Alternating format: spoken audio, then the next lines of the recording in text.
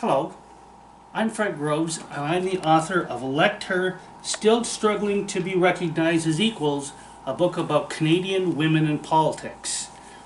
You know, the reason I wrote this book is to bring recognition to many women who have served in municipal, federal, provincial, and territorial governments in Canada, but also to point out some of their struggles. I'm hoping this book will allow everyone, male and female, to learn little about women in politics. This time I'd just like to read you the introduction of the book. During the process of writing this book, several people, both male and female, asked why I was so curious about women in politics. Well, sometimes you don't have to look too far to get the answers. In my hometown of Essex, Ontario, near the bustling, labor-heavy city of Windsor, I had the privilege to read about and ultimately befriend a woman who served as a lone female on our municipal council for 8 years. Along with other female politicians I've met during my journalism career path, she led me to the following biased conclusion: women make better politicians. As negotiators, they're just as good, if not better, than their male colleagues. They have more patience and leave their egos at the door, even in the midst of a heated debate. As the ones who have to get home and take care of the children, they're better at the time management.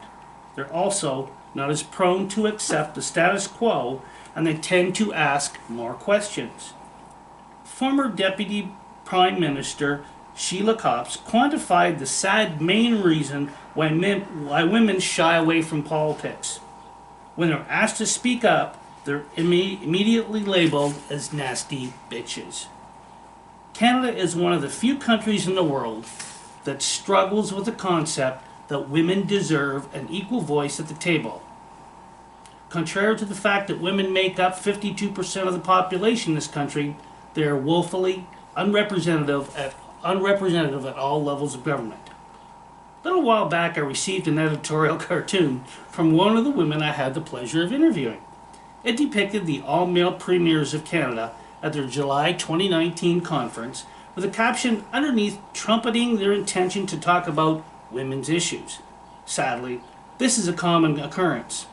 Earlier that same year, Rachel Notley was defeated in Alberta, and the number of the female first ministers in this country dropped to 0. During my research for Elect Her, my online browsing led me to Manitoba and Saskatchewan. Neither of the prairie provinces have elected a female premier, and they continue to lag behind the rest of the country when it comes to gender parity in their legislatures.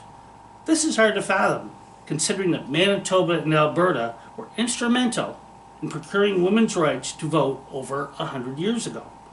Women like Nellie McClung and Agnes MacPhail led the suffrage movement, and their ultimate victory didn't happen overnight. It took decades for women to get the vote, to be accepted as equals, and serve in public office. We're now in the midst of another revolution. If it continues, more women should be encouraged to not only run for office, but become influential leaders, such as Canada's only female Prime Minister Kim Campbell, Rachel Notley, and Kathleen Wynne, just to name a few.